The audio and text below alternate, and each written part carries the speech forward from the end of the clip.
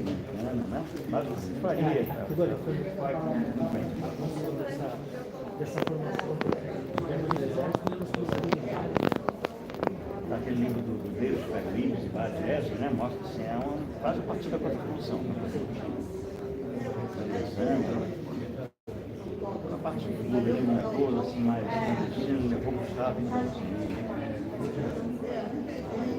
complexo conspirativo para dentro do Estado. Assim, né?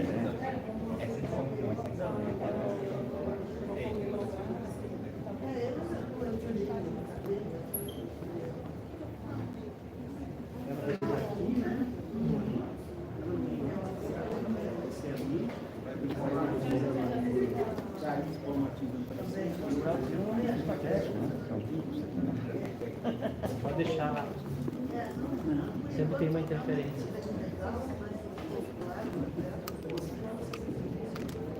Então, de fato, no momento que temos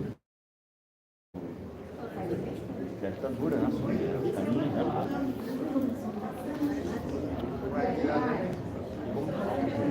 Nunca desmontaram, né?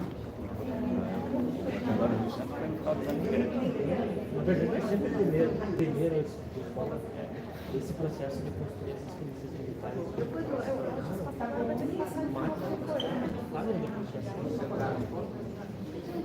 Eles construíram muito bem um aparato, um sistema para se proteger. Eles teve na Argentina. Miguel tinha sido preso. Todo o processo legal da anistia, né?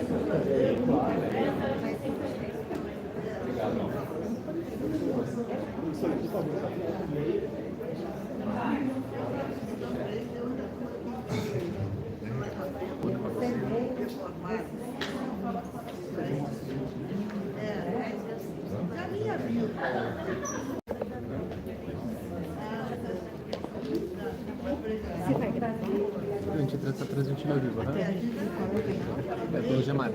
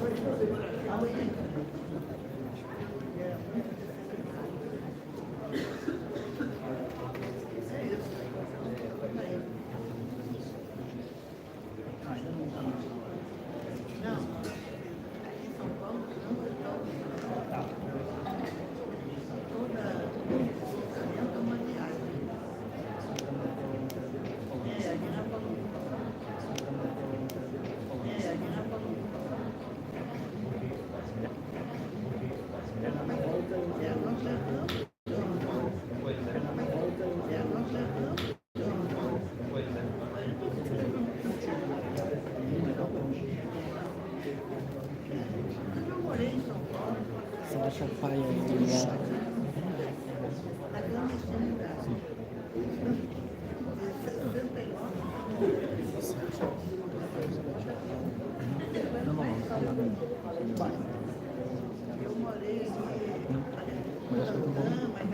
Acho que vai ter muito.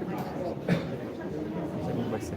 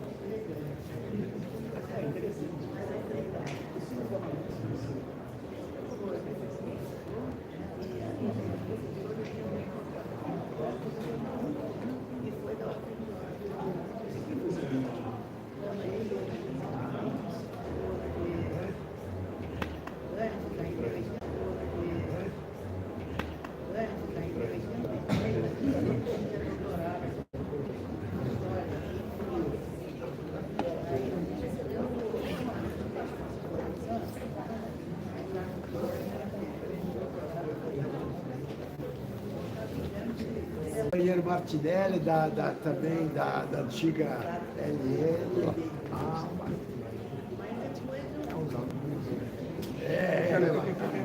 Não, fique por aí, que não fica à vontade.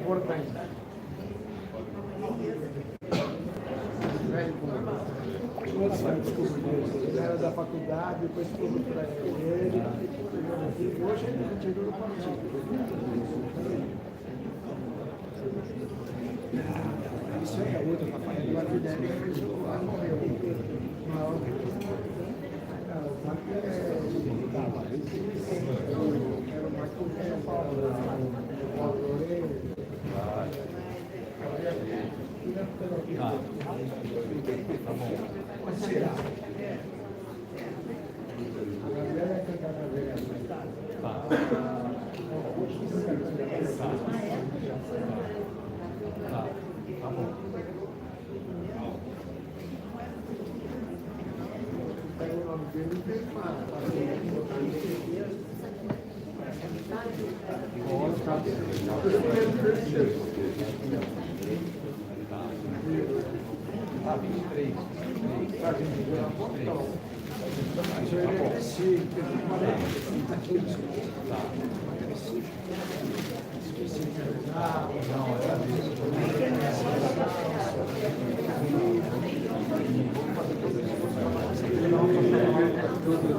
Já viu?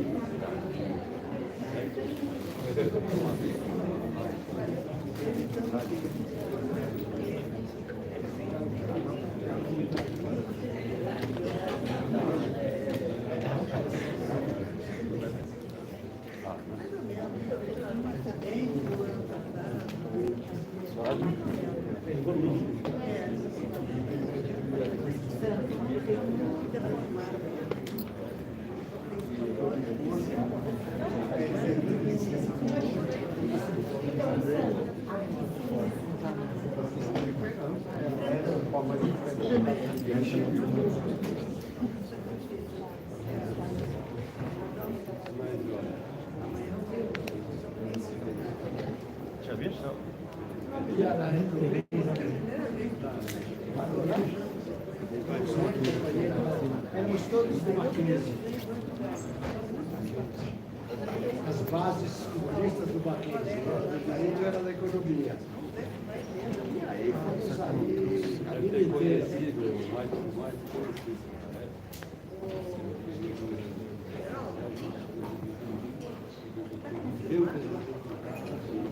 Era do partido, ele era da arquitetura. Tinha um irmão também que era médico também. É médico. Isso é um faleceu, É bom esse livro.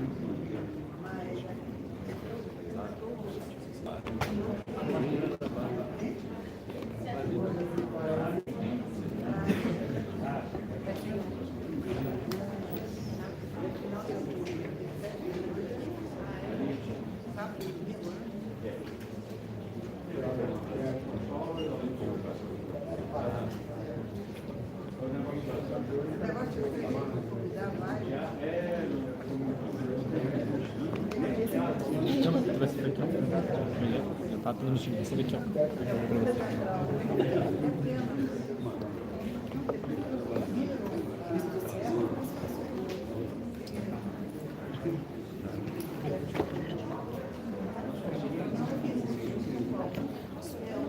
Não foi nada, não.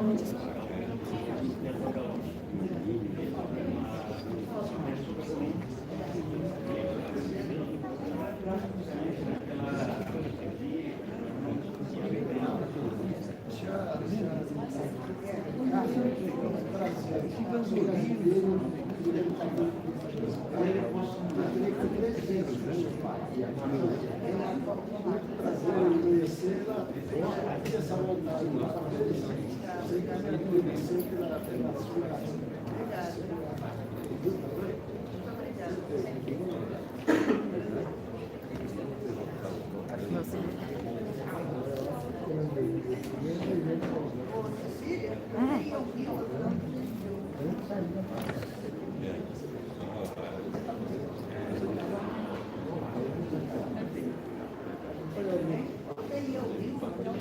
Prazer em vê-lo, hein?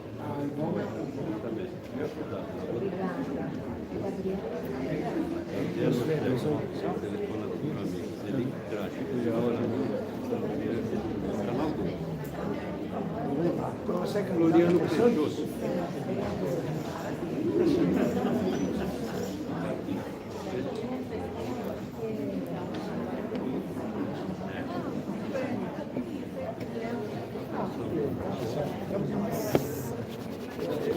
eu acho que ele pode.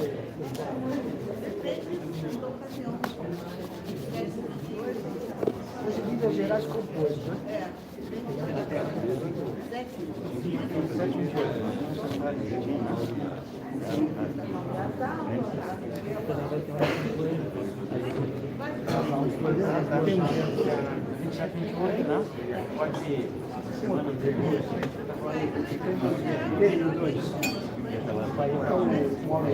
E o outro é o Fernando William.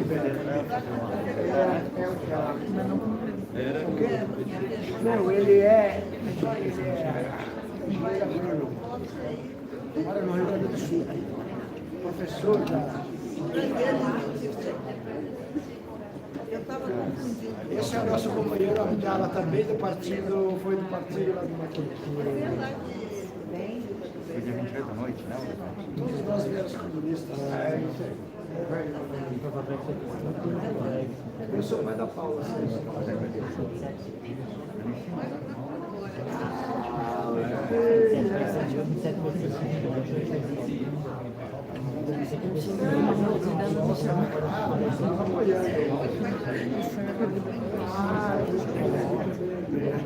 E ele não pode ser.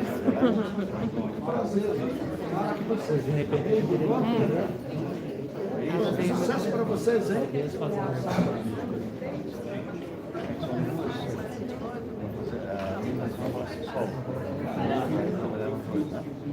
Nós vamos ver isso, então, depois da questão das datas.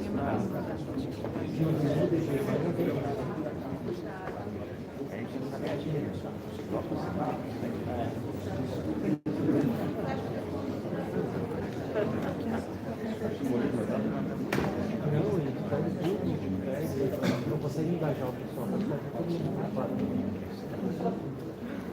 Porto Alegre está muito certo.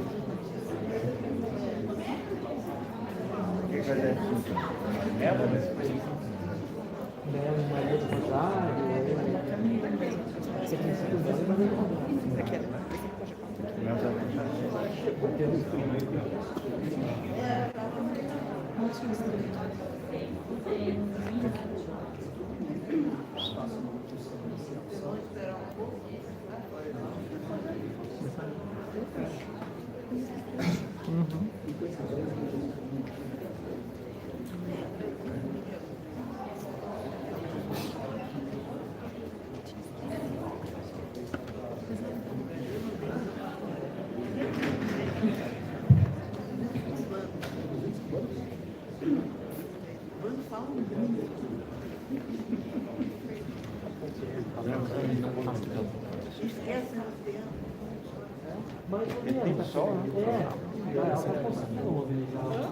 Alguém não ofereceu na sua candidatura?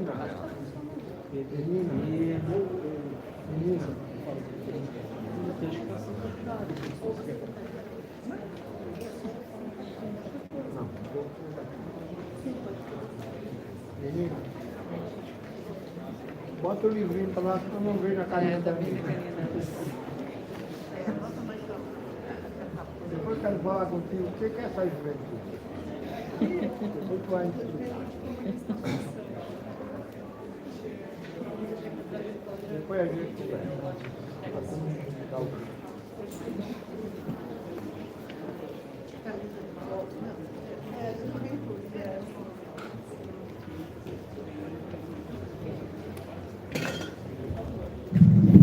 Bom, boa noite. Nós vamos iniciar o nosso evento sobre o centenário da Revolução pós-graduação de 24 e sobre a coluna Prestes.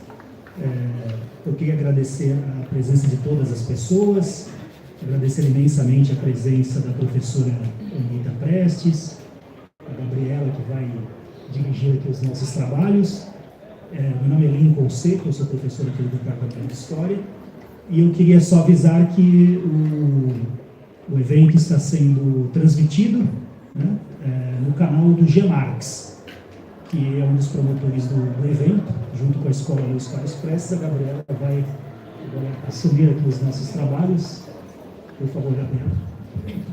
Boa noite a todos e todas. Então, eu sou a Gabriela, sou estudante de Geografia aqui da USP, e em nome do Gemarx e da Escola de Formação Luiz Carlos Prestes, vou mediar aqui a mesa hoje.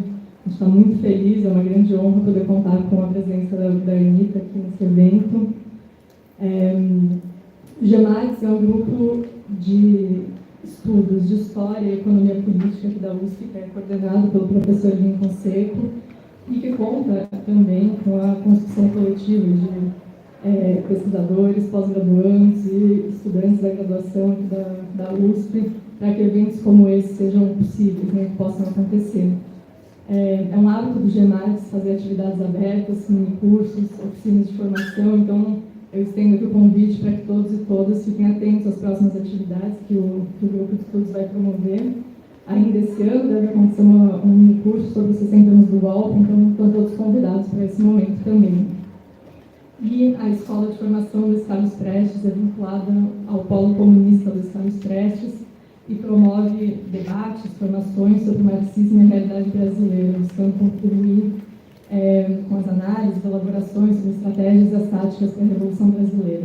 Então, esses dois, o Gemarx e a Escola Luiz Carlos Prestes, estão organizando esse evento, o centenário da coluna Prestes e a Revolução de 24, e também conta com o apoio da Faculdade de Filosofia, Letras e Ciências Humanas, com o apoio do programa de pós-graduação de Geografia Humana e o programa de pós-graduação de História Econômica, e também da CAPES, né? Sem esses apoios, o evento também não teria acontecido. A gente deixa isso aqui registrado agora. Bom, para finalmente passar a palavra para a Anita, vale destacar ainda, em primeiro lugar, que a banquinha do Gemarx está acontecendo aqui do lado. Vale a pena passar e dar uma olhada. As edições da Maria Antônia estão ali vendendo. E, enfim, para agora, finalmente, sim, passar a palavra para a Anita. Queria agradecer mais uma vez a presença da professora nesse espaço e dizer que essa aula magna é também um momento de relançamento do seu livro, né, A Coluna Prestes, que agora vai contar com uma reedição, né, no centenário da coluna. E aproveito também para convidar todo mundo para acompanhar os próximos dias do evento, né? Vão ter mesas ainda na quarta e na quinta-feira, às 5 e às 7 da noite, sobre o tenentismo, a coluna gaúcha, a revolta popular em São Paulo, de 24, e sobre a trajetória de Luiz Carlos Prestes. Bom, acho que a Anita dispensa apresentações, mas como é praxe, vou apresentar a professora, sabendo que pode ser ficar faltando, né, com alguma coisa pelo tamanho da figura que ela é, mas Anita Prestes é doutora em História pela Universidade Federal Fluminense, professora do Programa de Pós-Graduação em História Comparada da UFRJ e presidente do Instituto Luiz Carlos Prestes. Ela é autora de diversas obras, entre elas a biografia política de Luiz Carlos Prestes, um comunista brasileiro, o livro Viver e Tomar Partido, em que narra sua trajetória de vida e militância, e a coluna Prestes, que, como eu disse, que é resultado da sua tese de doutorado e está sendo relançada agora nesse evento. Então, sem mais delongas, passo a palavra para a Anita e muito obrigada. Vamos lá.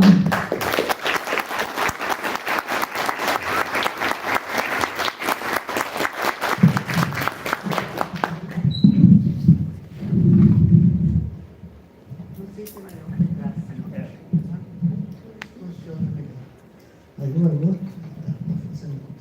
Bom, boa noite a todos, né?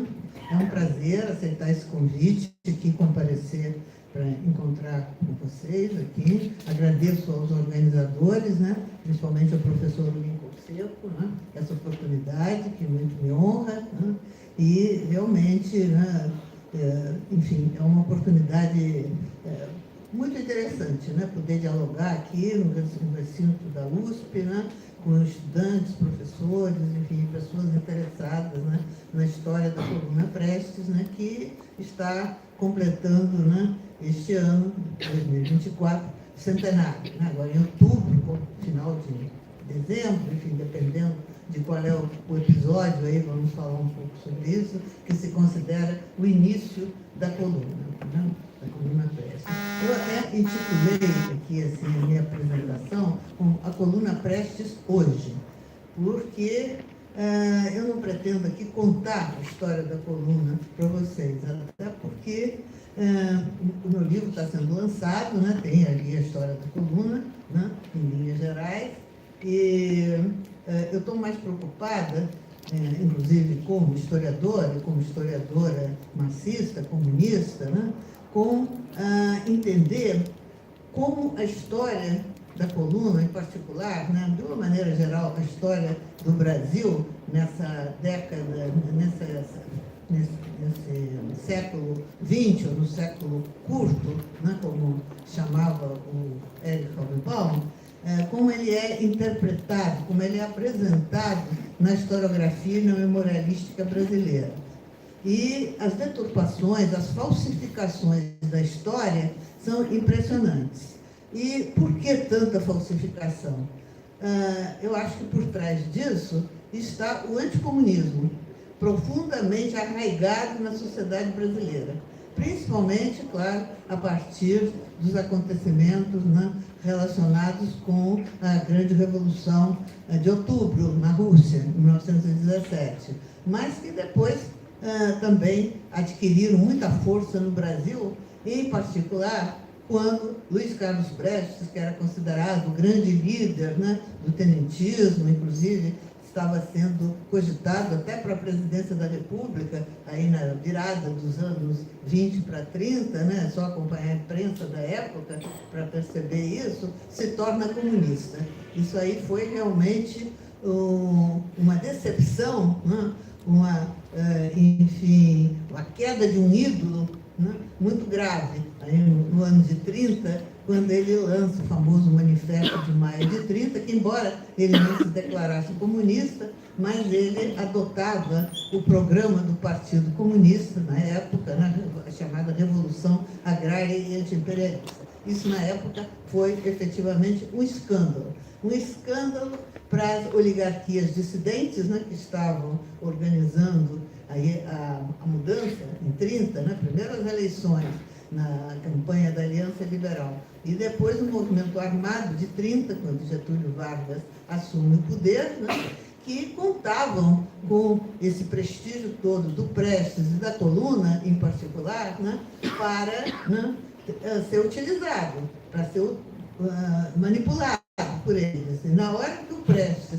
rompe, e como eu costumo dizer, salta por cima da trincheira da luta de classes, e em vez de se tornar uma liderança fiel e subordinada aos interesses das oligarquias, se torna um comunista, um revolucionário, vai ficar ao lado, né, e junto dos explorados, dos oprimidos, dos trabalhadores. Isso é um escândalo para as classes dominantes no Brasil e é um gesto imperdoável, que até hoje, né, é alimentado, né, o ódio a Luiz Carlos Prestes e aos comunistas, muito a partir daí, a partir desse acontecimento. Voltando um pouco, né, há que entender a importância que adquiriram hoje, principalmente citando tanto o Erich Hobsbawm, né, o grande historiador inglês, marxista, como o Ciro Flammarion Cardoso, professor brasileiro aqui da UF, né, que já faleceu, lamentavelmente,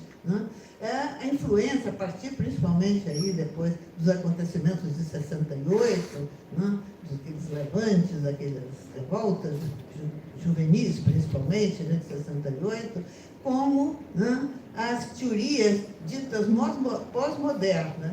mas que, na realidade, por trás do pós-moderno, está o irracionalismo filosófico, e isso é muito bem apresentado, denunciado, tanto pelo Hobsbawm como pelo Ciro Flammarion Cardoso, Quer dizer, o irracionalismo tomou conta de grande parte da intelectualidade, e não é só da intelectualidade de direita, da intelectualidade de esquerda, inclusive. E isso no Brasil a gente observa muito na academia, entre os próprios professores, e isso é transmitido aos estudantes, Vocês que são estudantes devem perceber isso, mas só que, em vez de se falar em irracionalismo, encontrou-se uma denominação mais palatável, pós-modernas. Então, são as teorias, as tendências pós-modernas que eu acho que indiscutivelmente predominam hoje na academia e na universidade. E grande parte, até dos intelectuais de esquerda,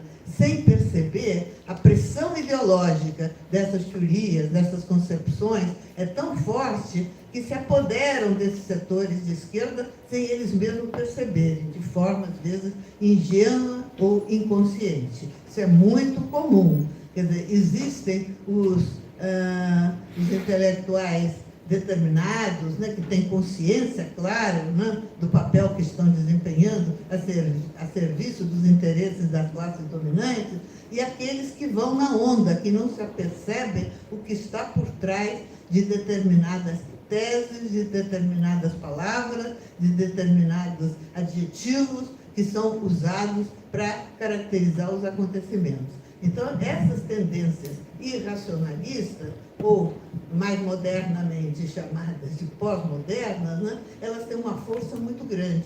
E por trás delas está o anticomunismo, indiscutivelmente. O anticomunismo aparece fantasiado de pós-moderno e, frequentemente, na imprensa, em vários livros, vários autores, vários intelectuais, desempenham esse papel sem se aperceber. Quer dizer, é a capacidade, me parece, da ideologia antimarxista, anticomunista, se apoderar hoje dos corações e mentes de grande parte dos intelectuais orgânicos, como chamava Gramsci, ou seja, daqueles intelectuais que cumprem o papel de defender, cada vez de forma mais sofisticada e mais elaborada, os interesses das classes dominantes. Das classes dominantes, a burguesia mundial, e a brasileira não está fora disso, elaboram cada vez mais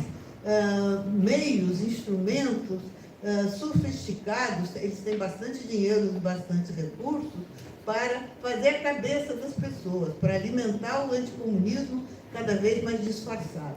Na minha opinião, hoje em dia, a forma mais comum, mais importante da luta de classes é a luta ideológica, quer dizer, conquistar os corações e mentes, principalmente das pessoas, e, em primeiro lugar, na academia, A academia é formadora.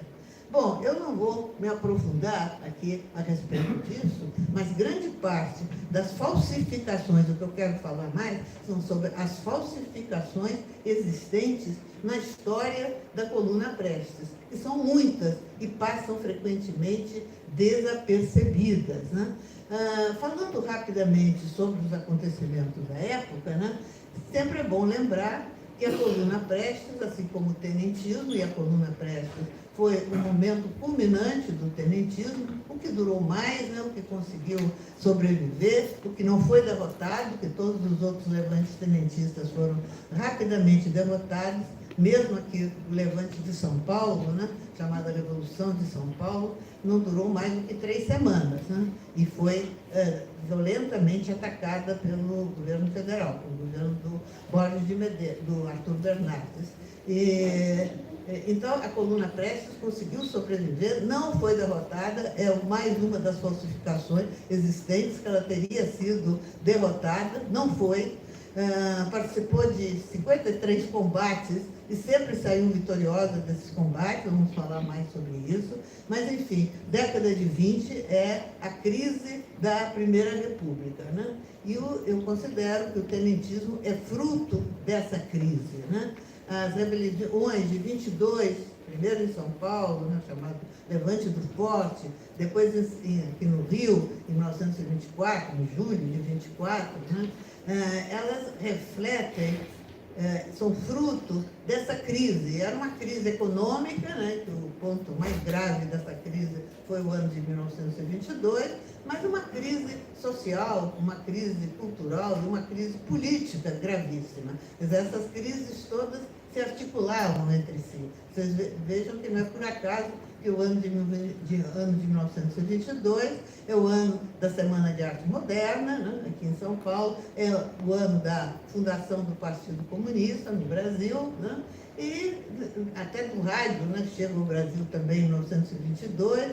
enfim, vários acontecimentos importantes, e o primeiro levante tenentista também, em julho de 22, no Rio de Janeiro. Né? Esses levantes todos, como eu já falei, derrotados. Qual era o objetivo do tenentismo? O objetivo principal era cumprir um programa liberal, ou seja, cumpra-se a Constituição de 1891, a Constituição modelo liberal americano, né, norte-americano, né, que está sendo descumprida pelas oligarquias dominantes, né, principalmente, no caso, as oligarquias de São Paulo e Minas, que eram quem tinham o controle do poder.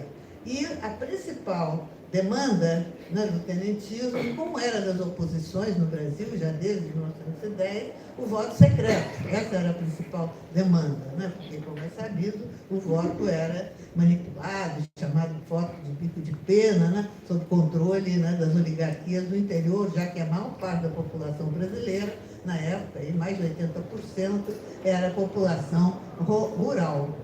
E esse objetivo liberal, na santa ignorância, podemos dizer assim, dos tenentes, cheios de idealismo, mas sem maiores conhecimentos sociológicos, o ideal deles era a ser cumprido, derrubando o presidente da República, no caso, a partir de 22, o Arthur Bernardes, né, depois que ele toma posse, e entregando o poder, não era nenhum militar, era um civil que fosse próprio, como eles diziam, que fosse honesto e que cumprisse, né, os ideais liberais. Era isso. Primeiro, eles apostavam no Nilo Peçanha, né, um político aqui da oligarquia, aqui não, lá do estado do Rio, né, e depois, na medida que o Nilo Peçanha morre, no início de 24, no Joaquim Francisco de Assis Brasil, um latifundiário lá do sul do Rio Grande do Sul, que realmente era oposição, né, ao governo central e que, por sinal, líder dos chamados Maragatos no Rio Grande do Sul, né, participou da conspiração tenentista, e os Maragatos, uma parte deles, participaram, inclusive, do levante no Rio Grande do Sul e depois da própria marcha da Coluna Prestes. Né? Então, era basicamente essa aspiração dos tenentes. É importante ressaltar, coisa que eu ressalto aí nos meus trabalhos, que naquele contexto em que o movimento operário brasileiro, liderado pelos anarquistas, né, tinha sofrido sérias derrotas anteriormente, principalmente aqui em 1917, né, depois da greve, da grande greve de 17, e depois na insurreição anarquista, anarco-sindicalista, melhor dizendo, em 18, no Rio de Janeiro, a repressão, né, que se abateu sobre o movimento operário foi muito forte, muito grande, e o movimento operário estava sem condições de liderar um movimento de oposição àquele poder oligárquico, né, na Primeira República.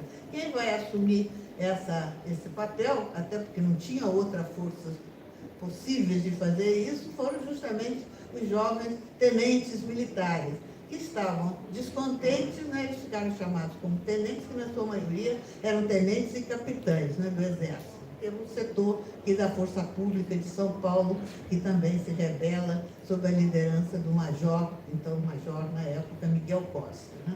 Então, essas forças, por um lado, eles estavam muito descontentes com a situação interna no Exército, nas Forças Armadas. Né? E, por outro lado, eles refletiam também os anseios das camadas médias urbanas na época, profundamente insatisfeitas, tinham crescido muito, tinham um peso maior na sociedade, não tinham acesso ao poder, né? O poder era exclusivamente oligárquico. E isso, quer dizer, era impossível um candidato da oposição à presidência da República ser eleito. Isso não acontecia jamais, até porque não existia uma justiça, como se diz, uma justiça eleitoral independente. Era uma das demandas liberais, era essa, né? Que se fosse estabelecida a justiça eleitoral independente. Então, nessas condições, a insatisfação era muito grande desses setores médios urbanos. E quem tinha condições de se rebelar, até porque tinha as armas e estava organizado, eram justamente esses jovens militares, que vão assumir esse papel progressista. Eles se auto-intitulavam de revolucionários, né? Mas, evidentemente, o que eles pretendiam não era, né, dentro de uma visão, uma concepção marxista, uma revolução, porque não se tratava de transformações profundas, né, no regime, na sociedade brasileira. Tratava-se, né, apenas de algumas conquistas liberais. Eles tinham a ilusão que, dessa maneira, os problemas do Brasil seriam resolvidos. Como o Prestes repetia muitas vezes, ele era um desses jovens militares, né, a ignorância deles, sociológica, era muito grande. Eles tinham uma boa formação geral, assim, militar, né, matemática, na escola militar, mas do ponto de vista de estudo de sociologia, de marxismo, eles não tinham a menor noção, nunca tinham ouvido falar em Marx, não conheciam, então era uma ignorância realmente muito grande, que condizia, né, com o atraso cultural existente no Brasil, que é um fato, acho que não há como ser negado, né? Bom, ao lado dessa conspiração que ocorre, primeiro no Rio de Janeiro, depois aqui em São Paulo, em alguns outros pontos do Brasil, todas rapidamente debeladas pelas forças governistas, né, se dá a conspiração no Rio Grande do Sul, em que várias unidades militares se articulavam, enfim, conspiravam, né, contra o governo do Arthur Bernardes, e, como eu já falei, se articulavam com os maragatos liderados pelo Assis Brasil. E esse trabalho, essa organização, tinha um foco importante, que era o Batalhão Ferroviário de Santo Ângelo. Santo Ângelo é uma cidade lá no noroeste do Rio Grande do Sul, né? E ali das missões, né, chamadas 7 missões, né, jesuíticas, enfim, fazia parte ali daquele contexto, né? E esse primeiro batalhão ferroviário, em que tinha um peso muito grande, uma influência muito grande, o capitão Luiz Carlos Prestes e o tenente Mário Fagundes Portela. Eles dois eram liderança nesse primeiro batalhão ferroviário, e sem entrar em muitos detalhes, fizeram um trabalho, principalmente o Prestes, né, fez um trabalho de uns 2 anos, no sentido de melhorar a vida desses soldados, né? Vocês sabem que no próprio Exército ainda existia castigos corporais na época, não era só na Marinha, com a revolta do João Cândido. No Exército também existia isso. Então, dar uma vida digna a esses soldados e prepará-los. O Prestes criou 3 escolas no primeiro batalhão ferroviário, ele mesmo dava aula, a alfabetização, em pouco tempo estavam todos alfabetizados, porque muitos deles eram analfabetos, desses soldados, né? E tinha uma escola de nível médio, né? E uma de nível primário e outra de nível secundário, como se chamava na época, né? E o Prestes dava aula nessa. Então, houve uma formação cultural desses componentes do primeiro batalhão ferroviário e, ao mesmo tempo, preparação para a revolução, para a insurreição. Então, é interessante que, quando, afinal, o levante ocorre, sem entrar aqui em muitos detalhes, vocês poderão ler no meu livro, agora tem o livro também de um professor de Santo Ângelo que está aqui presente, né, vai falar amanhã, né, o Amilcar Vitor, né, Vitor, que também estudou, agora mais recentemente, esses acontecimentos. Então, devido à carência de tempo, né, não vou ficar aqui 2 horas falando, então isso vocês poderão ler a respeito e amanhã ouvir aqui o professor Vitor, né?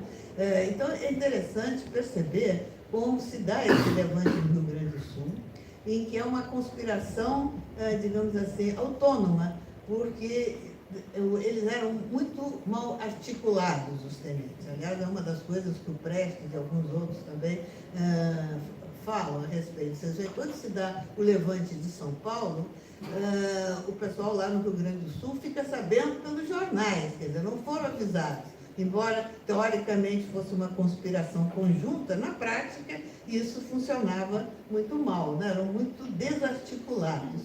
Mas, enfim, quando ocorre o levante no Rio Grande do Sul, é nos últimos dias, concretamente na noite do dia 28 de outubro para 29 de outubro de 1924. Ocorrem levantes em várias unidades no Rio Grande do Sul. Também não vou entrar em detalhes, né?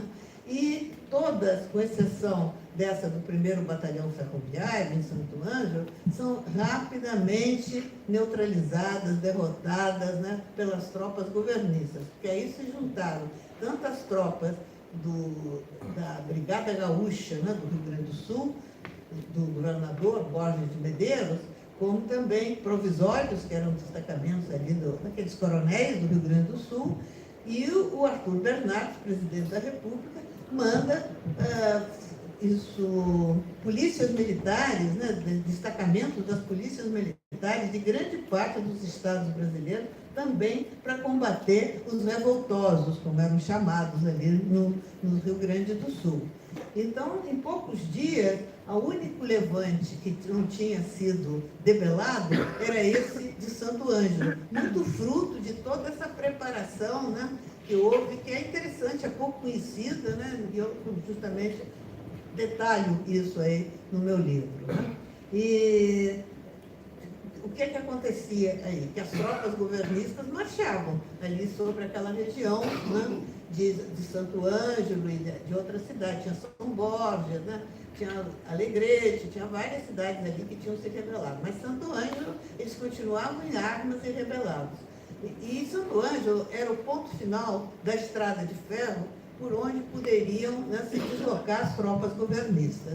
Então, por isso, o Prestes e o Portela, que comandavam esse 1º Batalhão Ferroviário, deslocam rapidamente essa tropa para São Luís Gonzaga, que é uma outra cidadezinha pequena ali, que ficava a 100 quilômetros de Santo Ângelo. E, então, era mais difícil de ser atingida pelas tropas governistas.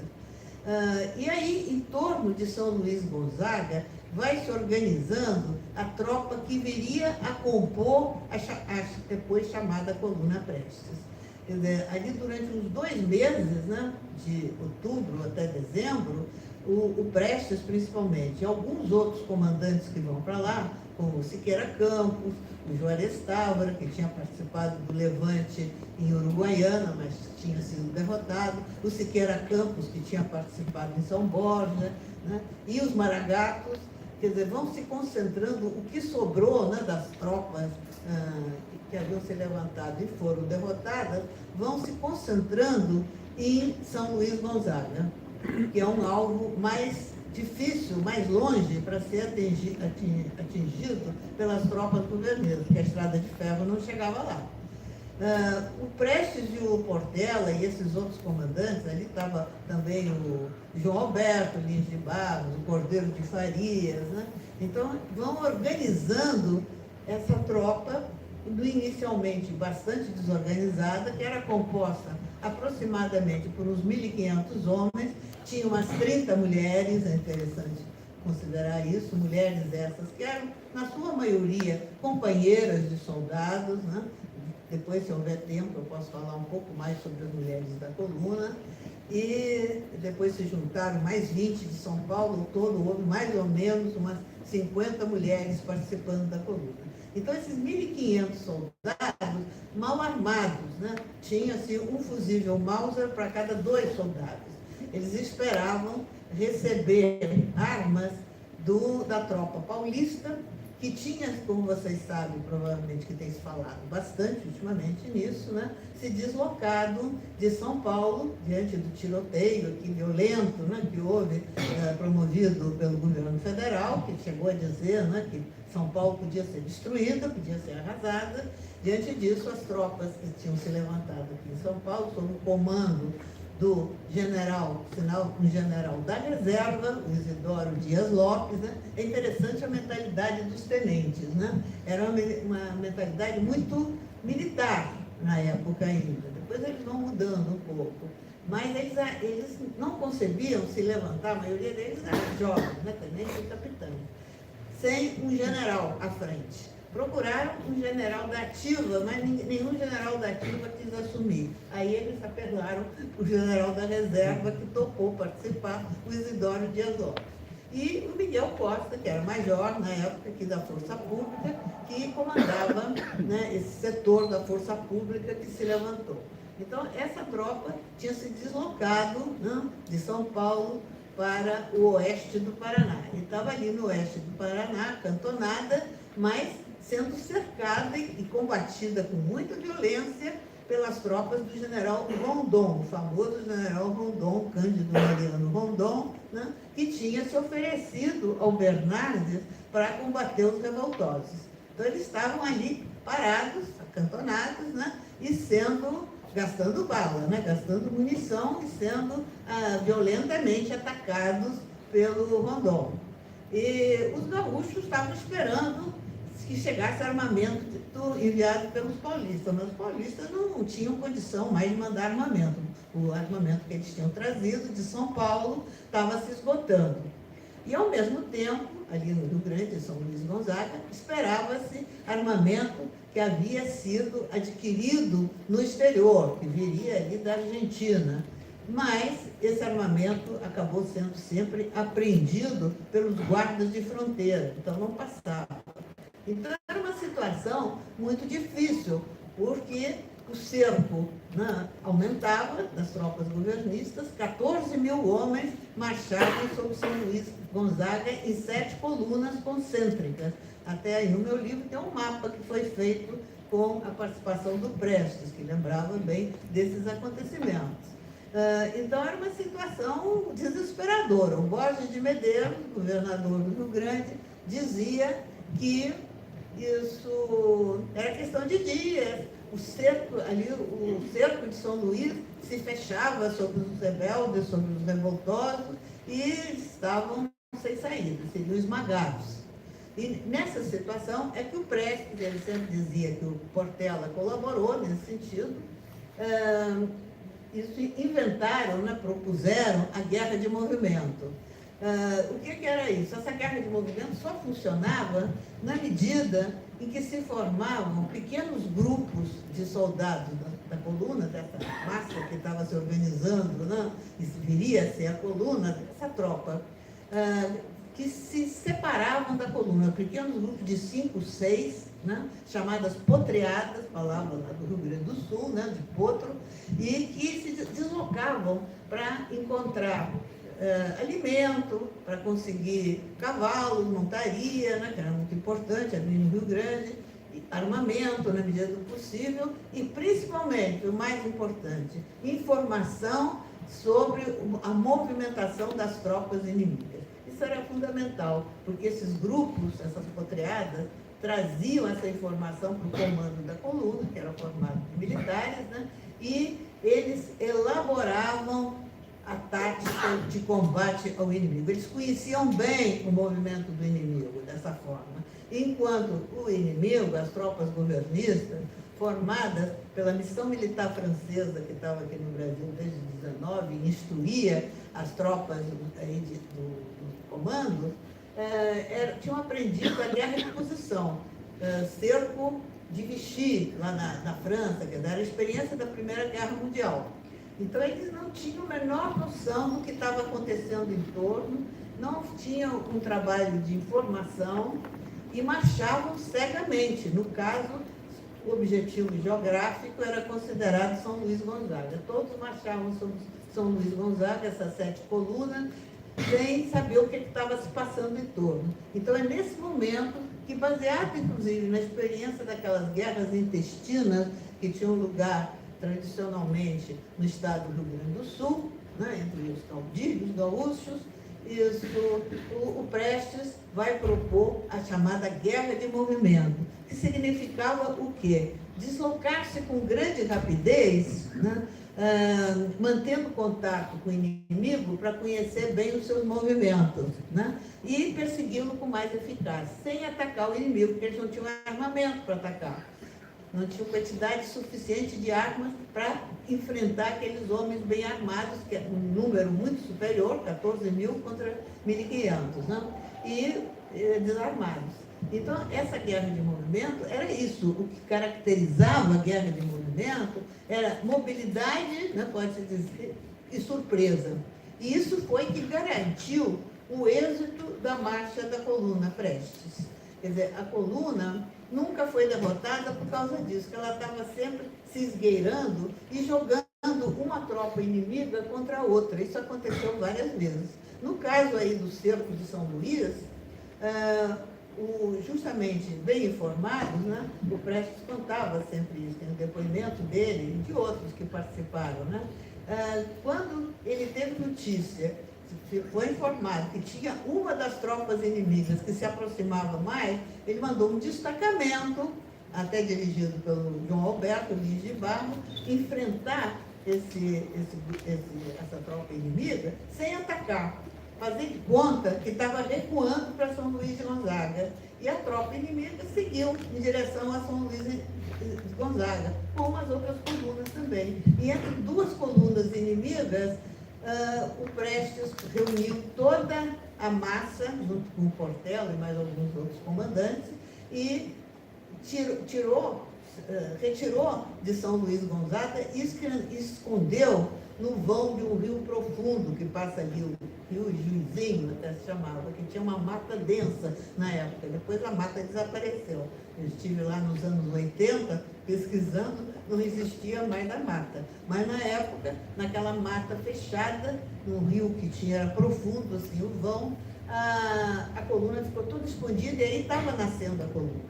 Isso foi no dia 27 de dezembro daquele ano de 24. Aí podemos considerar que a coluna Prestes estava formada.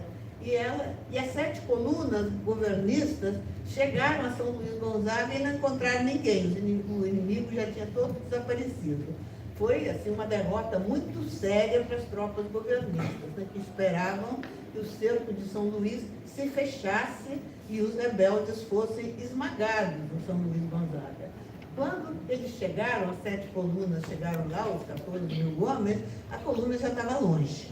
Marchava em direção ao norte, com o objetivo de se juntar às tropas paulistas que continuavam, né, combatendo ali no oeste do Paraná, e sendo violentamente atacadas, né, pelo Rondon, como eu já falei. Então, aí nasceu a coluna, inclusive nasceu já com o nome de Coluna Prestes, o que, hoje em dia, né, as correntes, que nem tem, às vezes, clareza, que isso foi toda uma estratégia anticomunista, leia-se entre aspas, pós-moderna, né, de negar o papel do Prestes e do nascimento da coluna ali no Rio Grande do Sul. Então, hoje em dia, se vocês pegarem os livros de história, a esmagadora maioria escreve que a coluna Prestes nasceu no oeste do Paraná, em Foz do Iguaçu. Não é verdade. Quer dizer, a gente tem que ver a realidade dos fatos, né? E se a gente pesquisa o que realmente aconteceu, a coluna Prestes saiu vitoriosa do Rio Grande do Sul, atravessou o Rio Uruguai, aí na travessia do Rio Uruguai, sob combate. Antes disso tinha tido o combate da Ramada, no norte do Rio Grande do Sul, que graças a essa tática da guerra de movimento, a coluna não foi derrotada, pelo contrário, botou as tropas governistas para correrem em Ramada. Isso até se apoderou de uma parte do armamento das tropas governistas. Atravessou o Rio Uruguai, quando, numa emboscada, o Portela morre, né, e outros combatentes também perdem a vida ali na travessia do Rio Uruguai, e marchou por Santa Catarina e Paraná, né, em direção a Foz do Iguaçu, o mais rápido possível. Duas colunas governistas perseguiam, né, a coluna Prestes. E, mal informadas, como sempre, né, sem saber os movimentos do inimigo, e a coluna sempre bem informada, graças a essa atividade das potreadas, a coluna conseguiu escapar e jogar uma coluna contra a outra, numa localidade ali chamada Maria Preta, na fronteira entre Santa Catarina e Paraná, né? Uma noite inteira, escuridão, mata fechada, né? Houve combate entre as duas colunas governistas, morreram mais de 200, né, governistas nesse combate, e a coluna já estava longe. Quer dizer, foi também, embora todo o governo do Arthur Bernardo se desse sob censura à imprensa e estado de sítio, apesar disso, esse acontecimento transpirou na época na imprensa, porque foi algo realmente muito escandaloso, não? Que as tropas governistas combatendo entre si, se matando mutuamente, e a coluna seguindo vitoriosa em direção ao Paraná. Quando chegaram a Foz do Iguaçu, também atravessaram ali o rio Iguaçu, né? Foi uma travessia difícil. A notícia que havia era que as tropas de São Paulo, uma parte delas, considerável, tinha sido derrotada numa localidade ali de Catanduva. Foram cercados pelas tropas do Rondon e derrotados. Essa guerra de posição que eles adotavam, né, tornava possível derrotar as tropas do Rondon, muito superiores, né, em armamento e número de combatentes. O resultado disso foi, como sempre, também, vocês veem a diferença de classe. Os soldados que foram presos ali foram enviados para campo de concentração na Amazônia, criado pelo Arthur Bernardo, né, a famosa Clevelândia, enquanto os comandantes militares vieram para as prisões do Rio de Janeiro, como sempre, essa diferenciação. Né? Mas a verdade é que era uma derrota muito séria, sofrida pelas tropas paulistas. Quando chegaram ali perto de Foz do Iguaçu, o Prestes foi na frente para uma reunião que estava se realizando do comando paulista que não tinha sido preso. Havia uns 40 oficiais, mais ou menos, nessa reunião em Foz do Iguaçu. E o Prestes chegou lá, o ambiente era totalmente de derrota. Não é só o Prestes que conta isso. Tem vários depoimentos, inclusive do Lourenço Moreira Lima. Né? O Lourenço Moreira Lima escreve, já em 27, um artigo muito interessante nesse sentido. Ele veio de São Paulo e estava presente nessa reunião, e ele conta, né, qual era o estado de espírito. Quer dizer, a grande maioria dos comandantes paulistas só pensava numa coisa, o exílio. Ali estava na beira do rio Paraná, né? Era atravessar o Paraná e ir ou para o Paraguai ou a Argentina. Consideravam-se derrotados e sem possibilidade de continuar na luta. E o Prestes chega lá e diz, olha, eu não posso fazer isso com os meus soldados, porque chegamos aqui vitoriosos, depois de uma travessia difícil, você vê, eles já chegaram em abril, quer dizer, eles saíram do Rio Grande no final de dezembro, e depois, com muito combate, muita emboscada pelo caminho, eles conseguem chegar em abril, 11 de abril, se eu não estou enganada, chegam, né, ao Paraná. E aí, então, a situação era essa, né? Os gaúchos não estavam afim, a coluna Prestes não estava afim de enrolar bandeira. Então, as tropas paulistas, poucos oficiais, diga-se de passagem, resolveram aderir à coluna Prestes. Essa é a realidade. Existe depoimento, inclusive, até posso citar os nomes, se vocês estiverem interessados, de militares e jornalistas que participaram aqui do Levante de São Paulo, tiveram presentes e foram para lá também, junto com as tropas paulistas, e que depois publicaram livros, fizeram relatos, descrevendo essa reunião e contando qual era o estado de espírito, que era um estado de espírito de derrota. A maioria desses comandantes que participaram dessa reunião realmente foi embora. Sobraram poucos, inclusive o Miguel Costa. O Miguel Costa resolve participar E as tropas juntaram-se, né, o que tinha sobrado dos paulistas, com a coluna Prestes, que chegou organizada no Paraná, e a partir dessa reformulação, o Miguel Costa, mais velho, ele já era um homem de mais de 40 anos, os tenentes ali eram jovens de 20 e poucos anos todos. O Prestes, que era um dos mais velhos, tinha 26 anos. Os outros até tinham menos idade, 24, 25, 23, por aí. Então, o Miguel Costa, uma pessoa respeitável, escolhido para ser o comandante em chefe, o Prestes, né, chefe de Estado-Maior, e o Juarez Távora, subchefe de Estado-Maior. Então, acontece essa reorganização da coluna aí no Paraná, né? Eu fiz um levantamento dentro do possível, né, estatístico da composição, do comando da coluna. Ao todo, sobraram, muita gente pensa assim, coluna tenentista, né, que seria a maioria ser de tenente. Não. Havia, ao todo, militares de carreira, assim, tenentes, capitães, né, e o Miguel Costa, que era major, né, ao todo 12. Tem os nomes deles aí, até eu fiz uma lista no meu livro, vocês podem ver. A maioria não era nem de São Paulo. Tem lá todos os nomes deles, vocês podem ver. Quer dizer, a maioria dos paulistas emigrou. Essa que é a realidade. Estou inventando, tirando isso da minha cabeça. Mas essa história é deturpada, falsificada, né, pela história oficial. E isso passou a ser feito a partir daquele momento em que o Prestes se torna comunista. Então, o próprio Juarez Távora, os próprios comandantes da coluna, que tinham sido muito próximos ao Prestes, o Juarez Távora, o Oswaldo Cordeiro de Faria, o João Alberto Lins de Barro, passaram a contar outra história da coluna depois de 30. Inclusive, é interessante, às vezes, comparar, por exemplo, o Juarez Távora escreve 2 livros em 27 e 28, 1927 e 28, e depois escreve as memórias dele nos anos 70. Aí você vê a diferença da posição deles em relação à coluna e ao Prestes, que não dava para falar na coluna e não falar no Prestes, né? Então, ou silenciava, ou então tinha que falsificar a história, inclusive dessa reunião de Foz do Iguaçu. Como ela é falsificada, a história do que realmente aconteceu.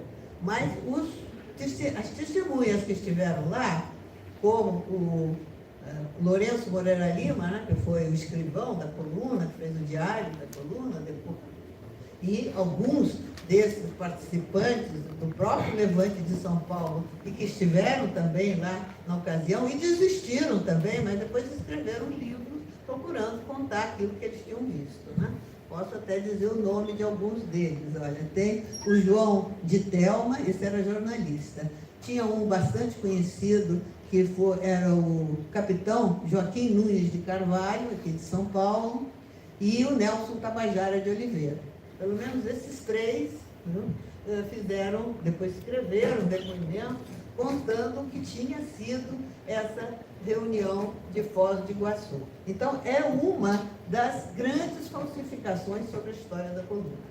Quer dizer, afirma-se nos livros, inclusive nos livros escolares, isso depois aparece na imprensa, né? A coluna Prestes, ou coluna Miguel Costa Prestes, né, nasceu no Paraná. Isso não é verdade, é uma falsificação da história, posso garantir com absoluta certeza, baseada na documentação.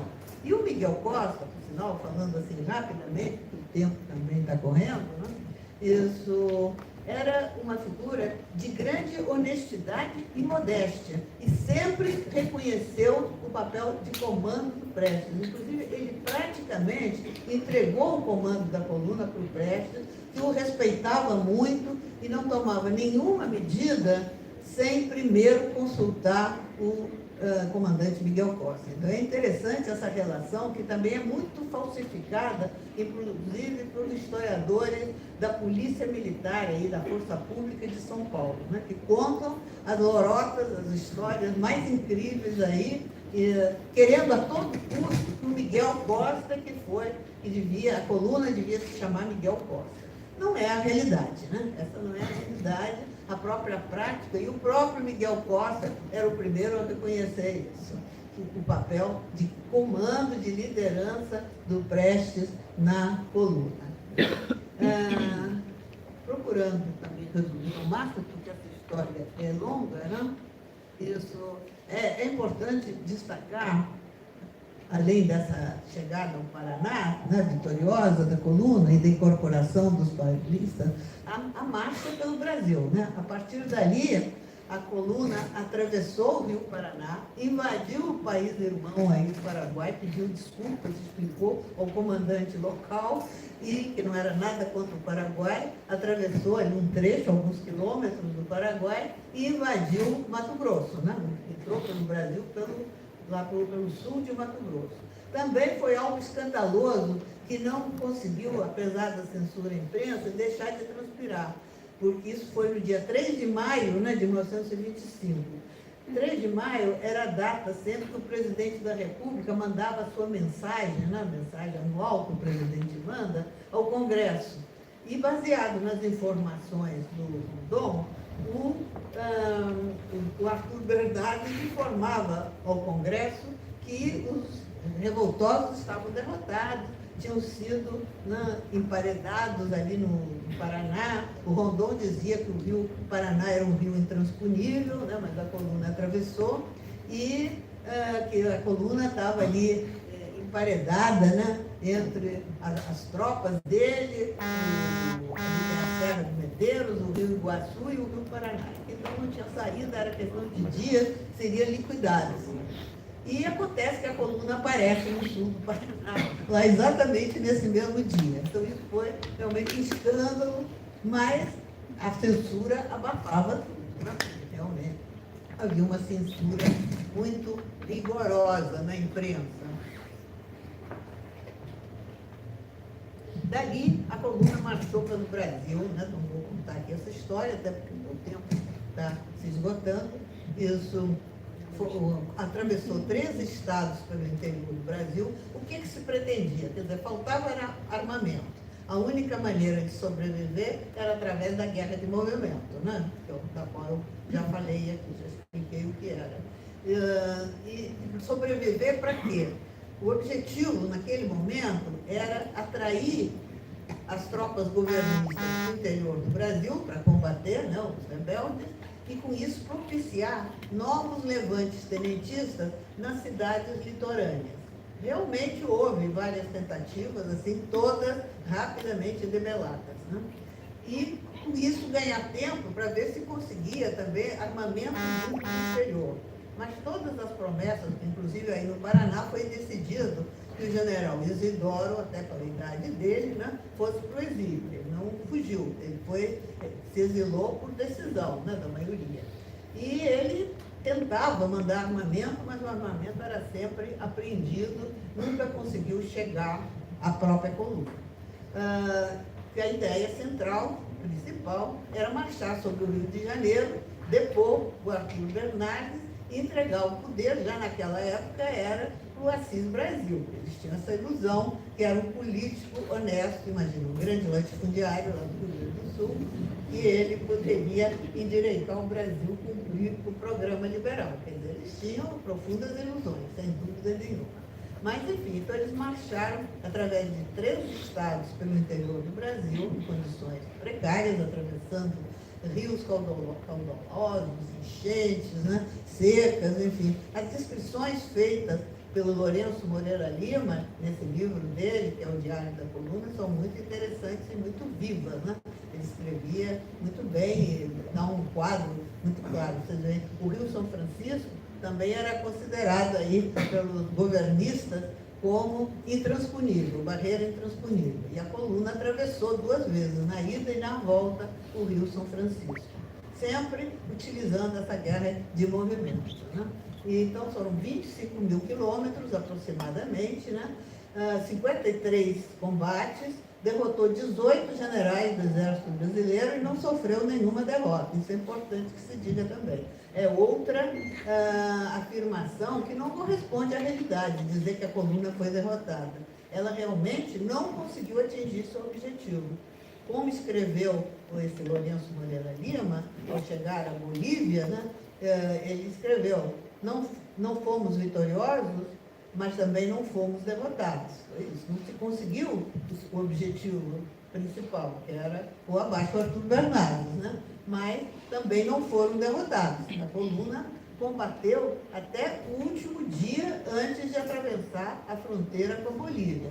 Ela deu uma volta enorme, existe um mapa aí, né, para vocês verem. Chegou até o norte de Minas Gerais, ali a região de Monte Claro, com o objetivo realmente de tentar, né, conseguir armamento ali na Bahia e tal, mas não conseguiu, né? Então teve que fazer uma manobra que até ficou famosa também ali na fronteira entre Minas e Bahia, né, sul da Bahia, ficou famosa, chamada de laço húngaro, né? Um laço que tem um feitio complicado, que usava-se até nos uniformes dos militares, e com isso, na hora que as tropas governistas pensavam que a coluna marchava sobre o Rio de Janeiro, eles não tinham a menor condição de fazer isso, né? Mas mal informados, os governistas pensavam isso. Fizeram uma barreira gigantesca ali naquela região. A coluna fez uma manobra e voltou para a Bahia. Quando eles estavam pensando que ia descer para o sul, em direção ao Rio de Janeiro, a coluna se desviou para o norte e novamente atravessou o Rio São Francisco, esteve ali em Pernambuco e tal, passou pela Goiás e se dirigiu para Mato Grosso em direção à Bahia. Por que em direção à Bolívia? Desculpem. Por que a coluna faz essa opção, né, de ir para o exílio? Uma, porque os próprios comandantes da coluna, né, estavam profundamente chocados com o que eles tinham visto no interior do Brasil. Eles não imaginavam, né, eles eram todos oficiais formados nas escolas militares, né, as poucas que existiam na época, principalmente no Rio de Janeiro, mas no Rio Grande do Sul, no Nordeste tinha uma, e não tinham ideia do que era a miséria, a situação das populações rurais no Brasil. Ficaram muito chocados quando viram o horror que era, né, a situação dessas populações rurais. Mas o Prestes não ficou só chocado. Ele, além de ficar chocado, chegou à conclusão que a situação era muito mais grave do que eles imaginavam. E que aquele programa liberal pelo qual eles se batiam, aquilo não ia resolver os problemas do povo brasileiro, que eram muito mais graves.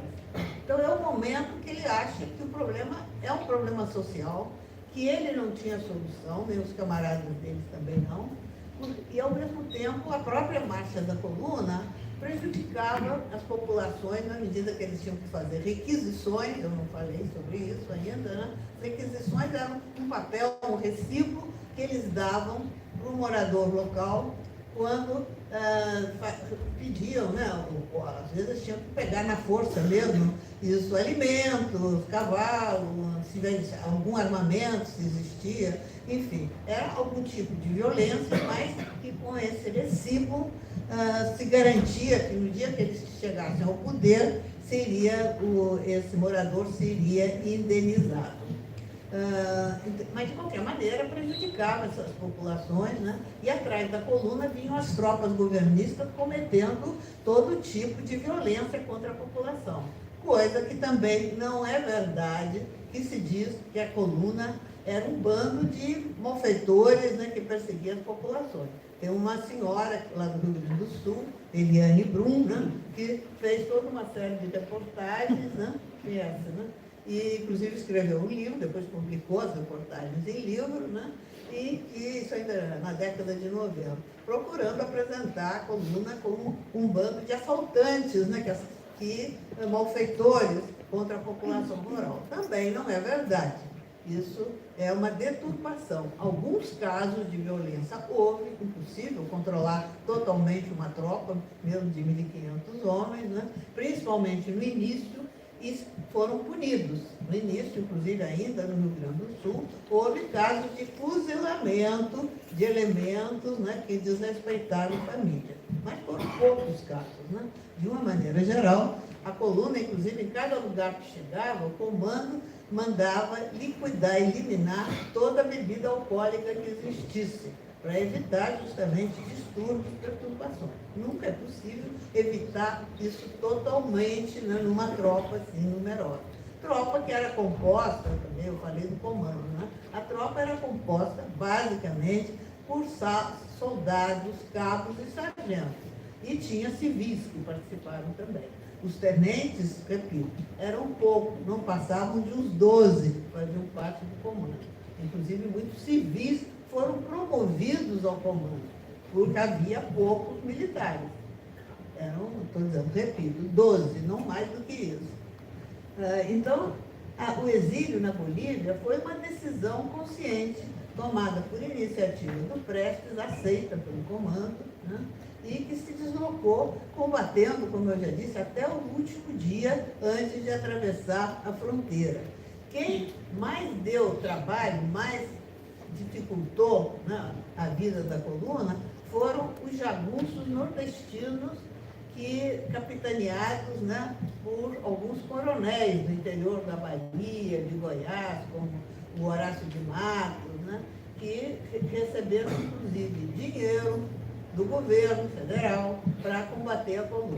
Inclusive o padre Cícero também, né, recebeu isso, foi influenciado, né, pelo governo federal, no sentido de chamar o Lampião Juazeiro para isso conquistar o Lampião para combater a coluna.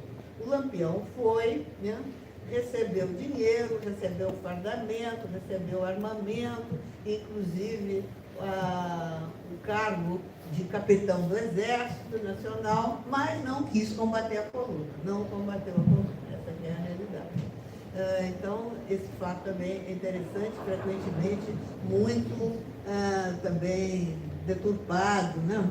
Muito falsificado. É importante destacar também, quer dizer, vou acabar de falar sobre o exílio da Bolívia. Então, a partir desse exílio é que o Prestes, né, vai começar a se aproximar do marxismo, né? No final de 1927, o Astrogildo Pereira, então secretário-geral do PCB, vai à Bolívia, se encontra com o Prestes, tem um primeiro contato, né? Mas nenhum compromisso foi assumido na época. O Astrogildo e alguns jornalistas que tinham ido antes levaram alguns livros marxistas para o Prestes. Então, na Bolívia, com muita dificuldade, trabalhando de sol a sol, porque ele vai conseguir emprego para ele e para os soldados da coluna, uma empresa inglesa de terraplenagem, de plantações, né? E eles trabalham muito até para garantir a volta dos soldados para o Brasil. Os comandantes não podiam voltar porque estavam com um processo na justiça, né? Só clandestinamente alguns voltaram. Mas os soldados voltavam para as suas regiões, no Rio Grande do Sul, grande parte deles voltou, e também para São Paulo, para outras localidades, né? A grande maioria conseguiu recursos trabalhando na Bolívia para conseguir retornar a seus lugares de origem. E só depois disso, já em 1928, é que o Prestes vai para Buenos Aires. E aí é que ele vai realmente estudar marxismo, se aproximar do movimento comunista latino-americano e, inclusive, do PCB, né? Vai ser um processo em que aí que ele vai começar, quer dizer, ele não era comunista nem marxista, nem tinha noção dessas questões, vocês veem o que era o atraso brasileiro, né? Isso enquanto ele estava percorrendo o Brasil na coluna, né? Então, isso aí também seria bom lembrar, né? Outra coisa que eu não quero deixar de dizer, que está esgotando meu tempo, né? Mas eu estou acabando. É que é uma outra tese que não corresponde à realidade, que está muito difundida, quem estuda história aí deve ter visto isso, que o tenentismo foi um movimento exclusivamente militar. Nada disso. Na realidade, a gente vê que houve uma articulação muito grande desde o início, desde 1922, com os setores civis. Nessa campanha do Nilo Peçanha a governo no Central, a presidência da República, né, em 1922, quando ele é derrotado, como sempre, todos os candidatos de oposição, os tenentes participaram ativamente, né, da campanha dele, primeiro, e depois, né, da preparação do primeiro levante tenentista, em que a ideia central era essa: se o Nilo Peçanha não se eleger, nós não levantamos. Eles diziam isso claramente, e foi o que eles fizeram, no 5 de julho de 1922. Eu fiz uma pesquisa, inclusive, no arquivo do Nilo Peçanha, que está lá no Rio de Janeiro, e que é muito interessante. A gente vê a quantidade de telegramas, de cartas dos militares, né, desses jovens tenentes, para o próprio Nilo Peçanha, ele respondendo, né, quer dizer, uma articulação, porque o Epitácio Pessoa, que era o presidente nessa ocasião, antes do Bernardes assumir, não, e ser eleito e depois assumir, o Epitácio Pessoa, na medida em que sabia das conspirações militares que estavam ocorrendo, ele ia transferindo esses militares para regiões longínquas do Brasil, para Mato Grosso, para o Piauí, enfim. E esses militares que se deslocavam para essas regiões, lá eles criavam comitês de campanha, da campanha do Nilo Peçanha, e depois participavam do movimento conspirativo. Então, no caso, o Epitácio Pessoa contribuiu para espalhar esse movimento tenentista pelo Brasil. E eles estavam organizados nesse sentido, quer dizer, mal organizados. O negócio era muito bagunçado, digamos assim, mas se articulavam no sentido de que se o Peçanha não fosse eleito, ele se levantaria.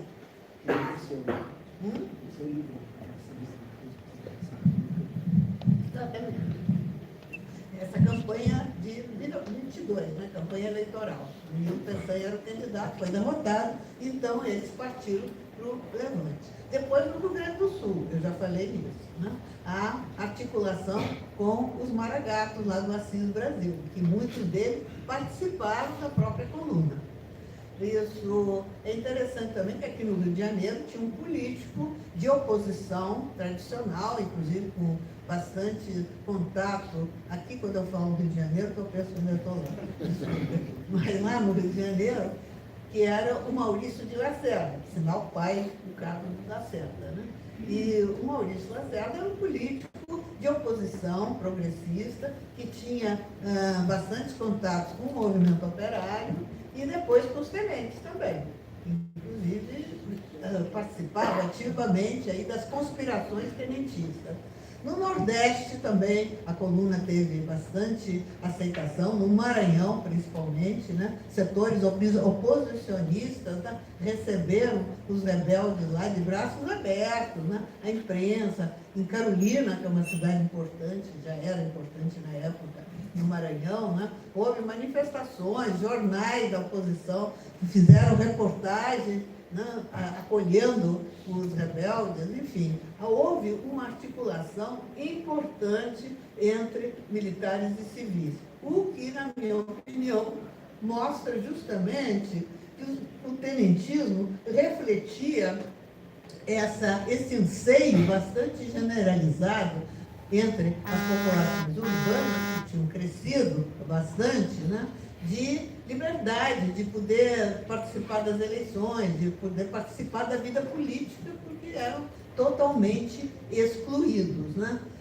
As populações rurais estavam fora disso. Então, 80% da população brasileira realmente estava sob o tacão dos coronéis, né? No interior do Brasil, sofrendo, né, uma opressão violenta. Mas nas cidades tinha crescido essa população urbana que queria ter maior participação na vida política. E o tenentismo expressou isso em grande medida. Essa eu acho que é uma tese que é importante isso ter clareza, né? Bom, eu acho, concluindo, né, eu acho que o centenário, essa ocasião do centenário, muito mais do que festejar, muito mais do que fazer homenagens, é uma oportunidade para resgatar a história verdadeira da coluna, né, e levá-la ao conhecimento das novas gerações, que se estudarem pelos livros escolares, né, só vão aprender coisa errada. Lamentavelmente, é isso. Não sei se tem professores aqui da escola do ensino médio, não? Eu acho que é mais ou menos isso, né? Bastante acentuado. Claro que em classe, na sala de aula, né, muitos professores procuram levar uma outra orientação, mas de qualquer maneira é uma coisa bastante limitada, né? Então, o combate à história oficial, que, aliás, isso não é novidade, tanto no Brasil como no mundo, né? Quem trabalhou bastante foi o Gramsci. Quer dizer, as classes dominantes criam os seus intelectuais orgânicos, como eles chamavam, que são bem pagos, bem nutridos, né? Bem, enfim, trabalhados, né? Para defender seus interesses. Né? Nos Estados Unidos isso funciona muito bem, né? Quer dizer, intelectuais preparados para combater o comunismo, né? Especialistas em anticomunismo.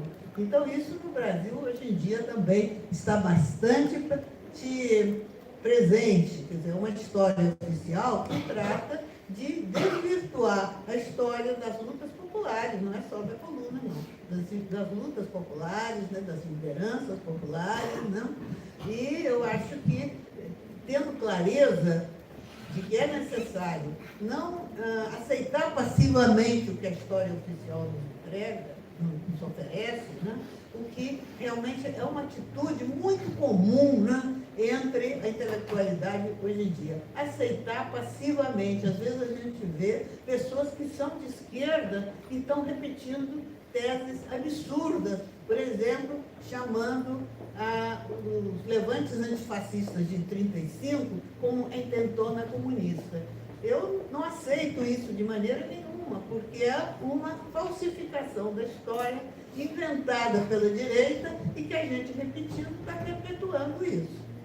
Vocês veem, um escritor de valor, isso, comunista, como o general Nelson Werneck Sodré, tem um livro dele intitulado A Intentona Comunista. Eu acho isso realmente lamentável, né? Lamentável, até porque eu acho que não se deu conta de que, de alguma maneira, estava contribuindo para divulgar uma tese da direita. É isso.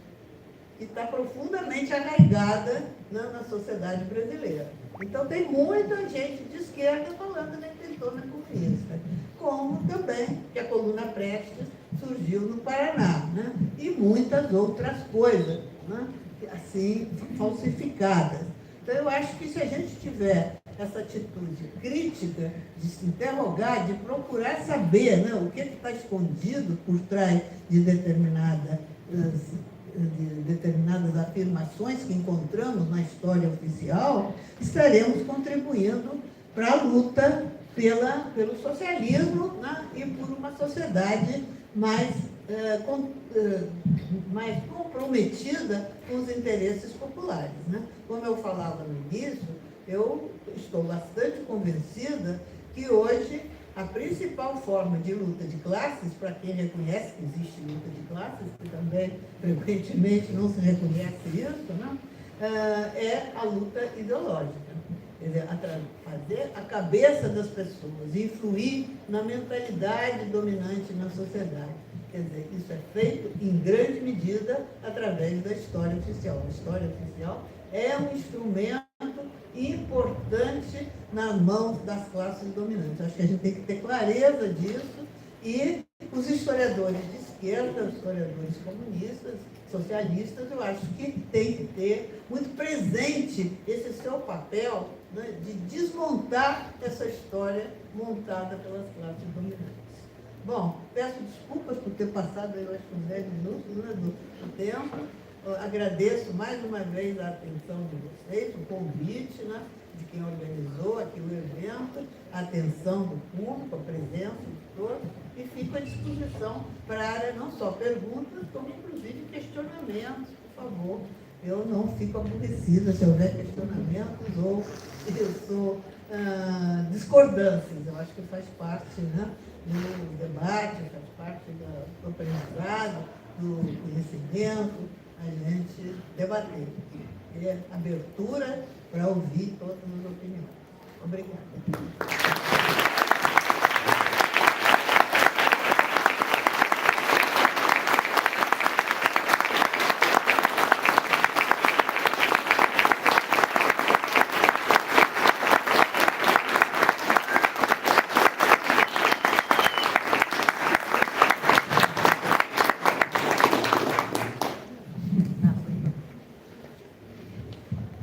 Anitta, muito obrigada, queria agradecer muito mesmo pela excelente exposição.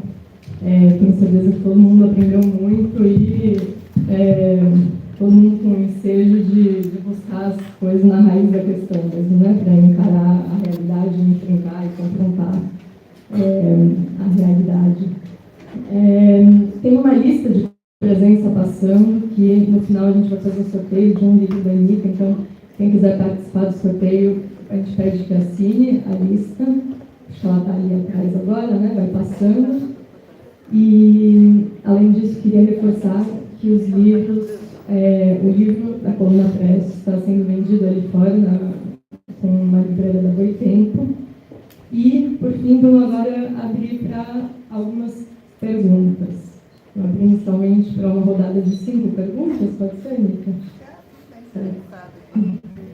A gente pede que todo mundo faça um esforço para ser um pouco sintético, só para a gente não se estender muito. Então, as inscrições estão abertas agora. E quem quiser fazer as perguntas pode vir aqui na frente para poder pegar o microfone. Acho que é melhor. Senão não vai subir direito. Então, você pode vir primeiro, daí ali atrás Guilherme, depois Neto. Eu só tá bom. Estou anotando aqui, tem mais uma pergunta ainda nesse bloco, daí a gente encerra e devolvemos para ele. Por favor. Boa noite, Anitta. Um prazer estar aqui. Fala mais Renato. alto, pessoal odeia. Boa noite, Renato.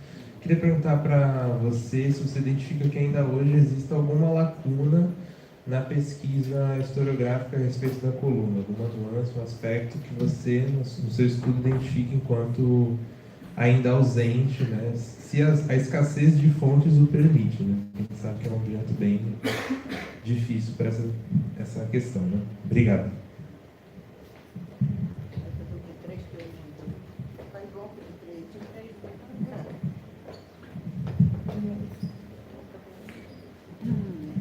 Alô, Anitta, tudo bem? Muito obrigado pela exposição. É um nível de exposição, de qualidade muito bom de técnica na USP, de poder ouvir. Eu sou Guilherme, sou militante da JCA, da herança pesquisa na juventude que está chegando em São Paulo. Queria perguntar, a senhora tem um texto que fala sobre... que rebatem algumas ideias que dizem que essa herança tenentista, positivista, liberal, continua no Prestes depois do fim do tenentismo, que adentra para dentro do PCB, né? A senhora tem um texto em que a senhora rebate algumas ideias que diziam, em alguns autores aqui no Brasil, que a herança tenentista continuava para dentro da vida política do Prestes e que adentrava no PCB. Que ia ser uma das razões que formavam o etapismo, que vai ser presente nas teses do PCB por muito tempo. A senhora rebate isso, eu queria ouvir um pouco mais da boca da senhora sobre isso.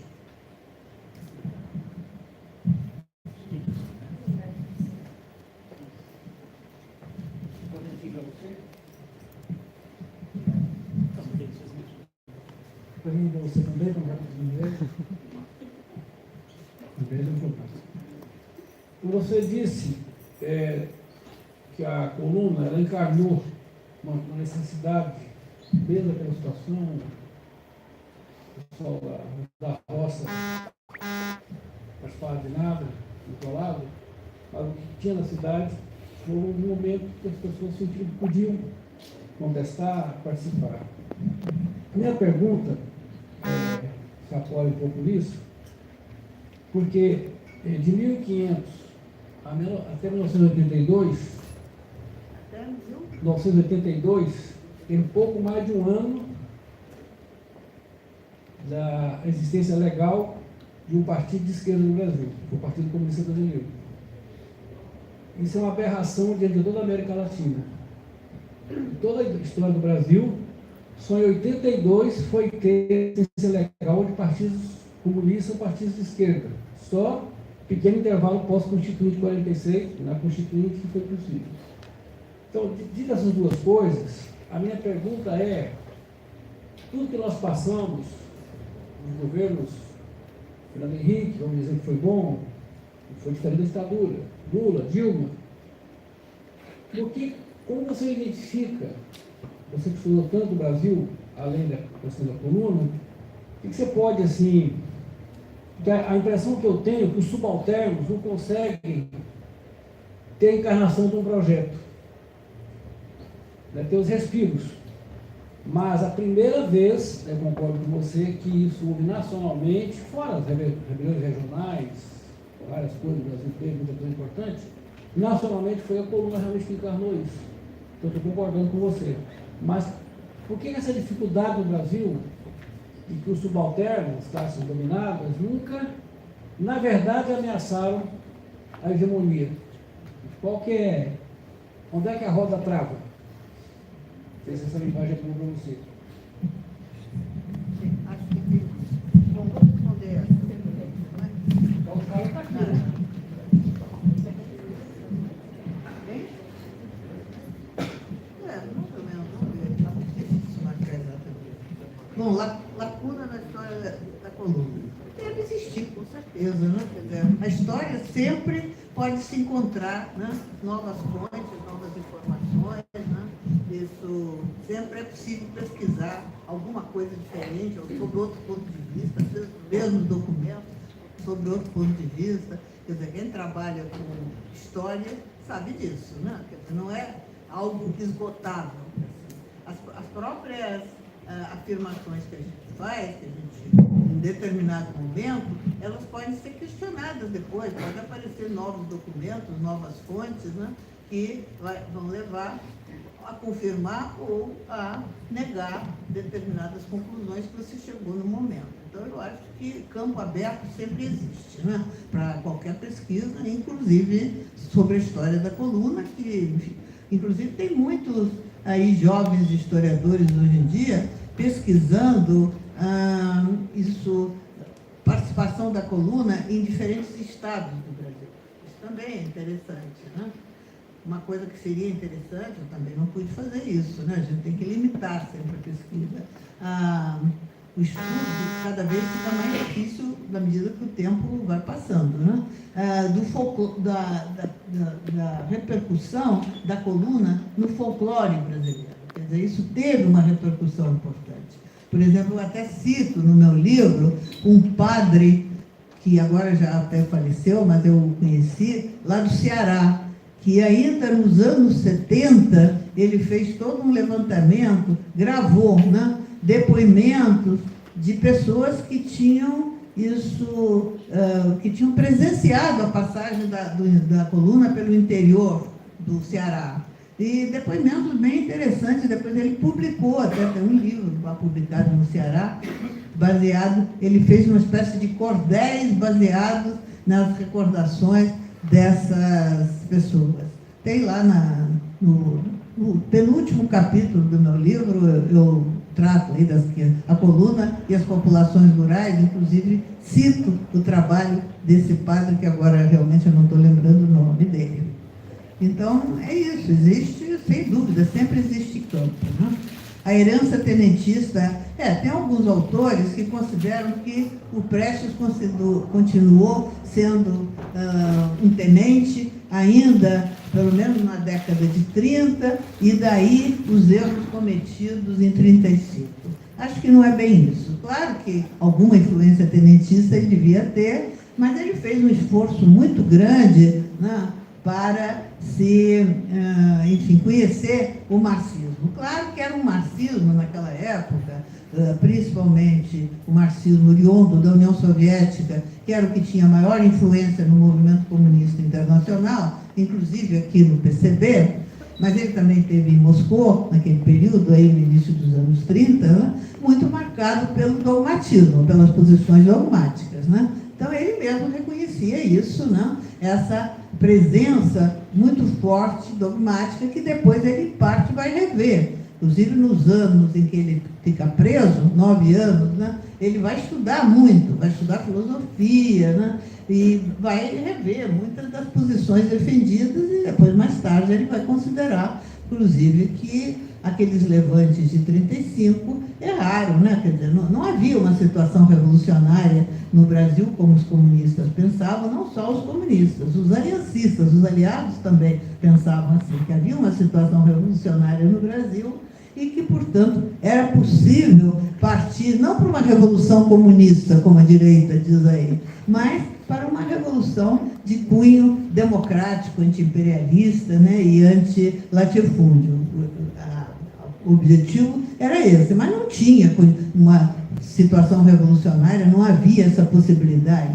Mas me parece que essa mentalidade do Prestes não estava relacionada propriamente com o tenentismo. Algum resquício de tenentismo provavelmente teria, né? Mas, basicamente, ele tinha se transformado num comunista, embora um comunista com muita influência daquele marxismo dogmático daquele período. Isso era reconhecido por ele também. Então, eu acho que é muito mais a influência de um marxismo dogmático do que do tenentismo. Me parece isso.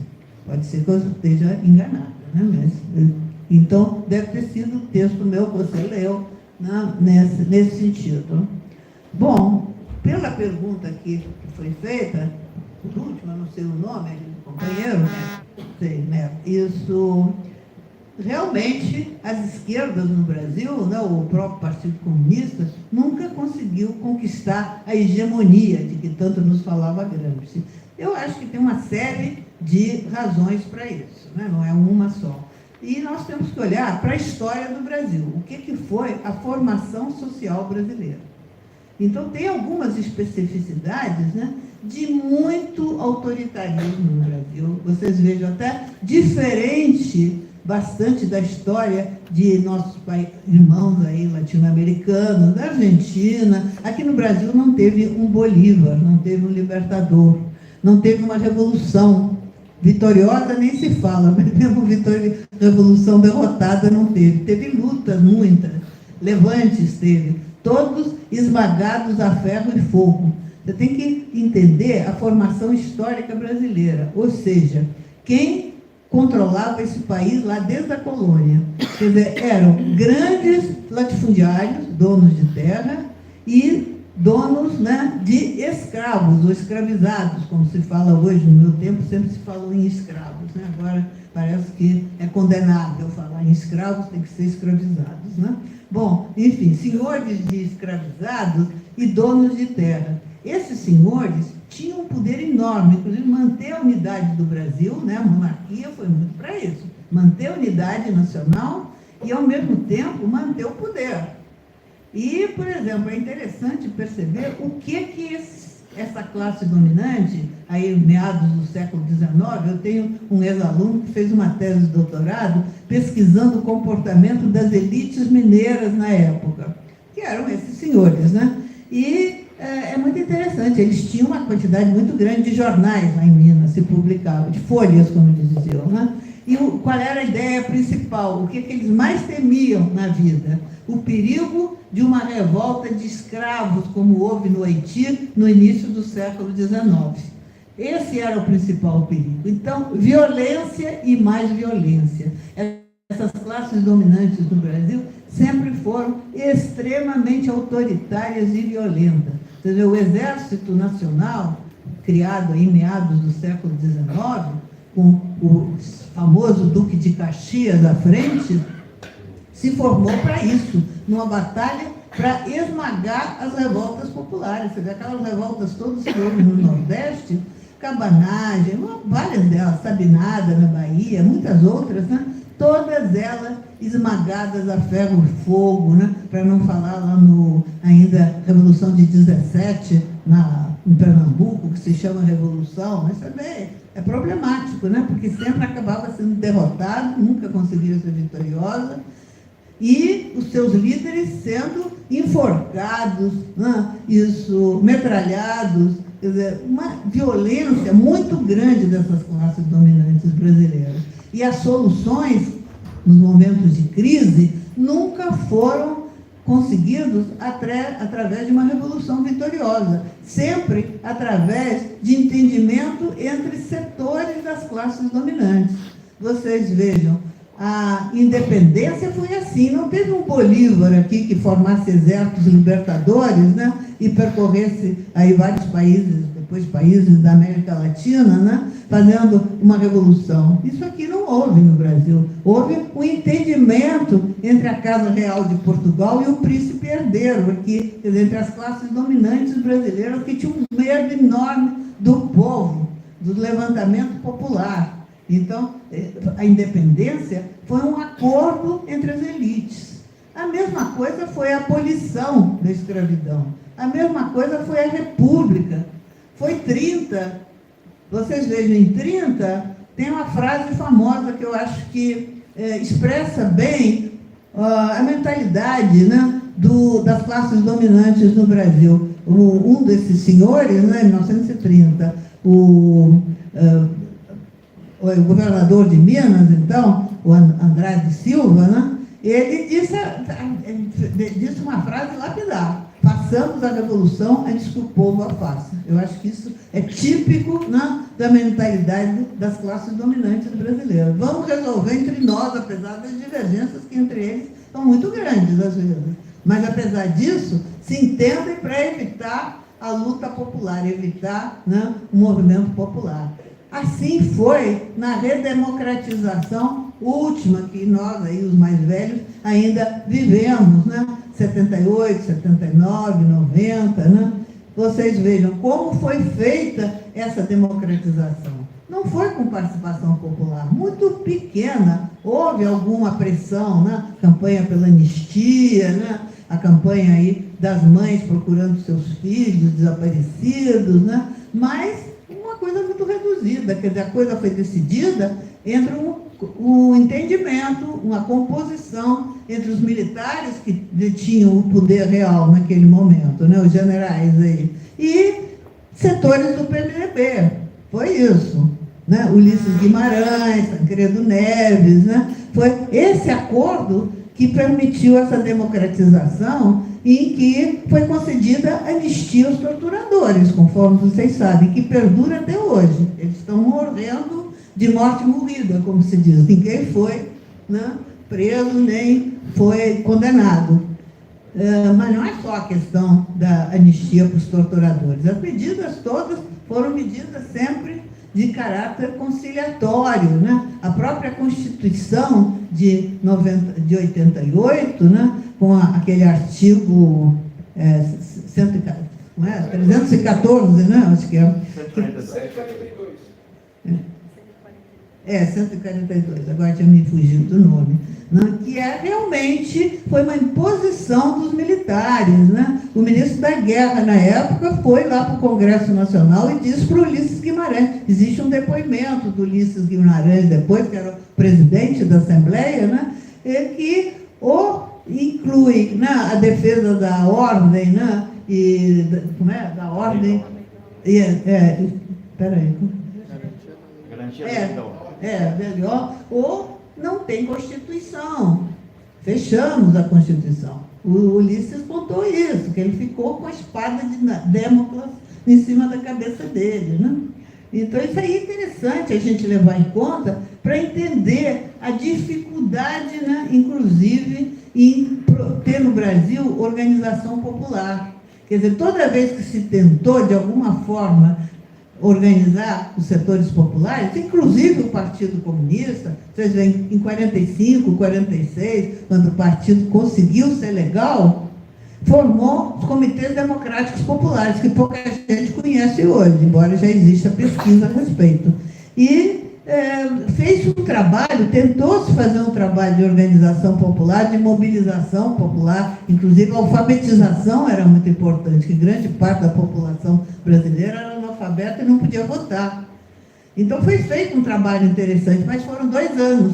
que não só o Partido Comunista foi fechado, como os comitês democráticos populares foram fechados também.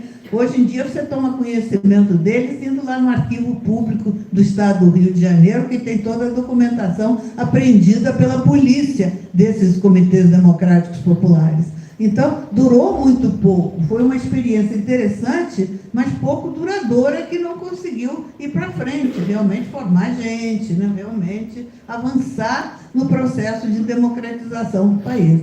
Então, são uma série de fatores adversos que a gente não pode desconsiderar. Você vê, se a gente vai na Venezuela, a história ali da Venezuela está muito presente. O Hugo Chávez, sem dúvida, desempenhou um papel importante nisso, de resgatar o Bolívar, resgatar os revolucionários. Nesses países houve várias revoluções, que às vezes depois eram derrotadas, mas num determinado momento conquistavam o poder. Aqui no Brasil não houve isso. Todas as transições, como se chama, foram assim, transições feitas pela cúpula, alijando o povo de qualquer participação popular. Então, nós não temos tradição de organização popular, é muito difícil organizar o povo. E hoje em dia é difícil. E vocês vejam, o PT, que se considera esquerda, eu acho bastante problemático isso, com desculpa dos petistas que estejam aí, né?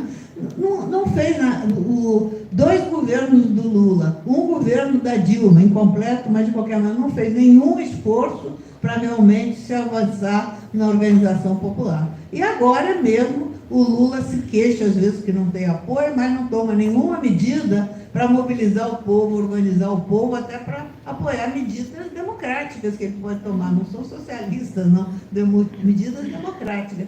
Então ele fica sob pressão da direita, cada vez maior, e fazendo concessões à direita, porque ele não tem um respaldo popular que lhe dê sustentação. E não está preocupado em organizar o povo para isso. Esse eu acho que é o grande problema no Brasil, que não existe tradição de organização popular. Então não há como, né, a esquerda, ou as chamadas esquerdas, conquistar a hegemonia. Desse jeito não vai se conquistar. Eu acho que tem muito chão pela frente, e enquanto não aparecerem forças políticas dispostas a realmente fazer um trabalho de organização, que não pode ser em torno das bandeiras do socialismo, porque no nível de desinformação que se encontra o povo brasileiro, isso não funciona. É necessário organizar em torno das reivindicações populares locais, que cada local organizar os setores que estão dispostos a lutar por suas reivindicações. E reivindicações não faltam, né? Convenhamos, não faltam problemas, né, nos diferentes setores da população brasileira que podem ser mobilizados, né, para lutar por seus direitos. Mas não tem lideranças para isso, por enquanto não surgiram. Eu acho que a própria necessidade das transformações sociais vão levar a isso, né? Mas ainda não aconteceu. Bom. Muito obrigada, Anitta, por esse bloco. Agora eu vou chamar mais 3 pessoas, então, para o segundo bloco. O primeiro companheiro que está vindo aqui.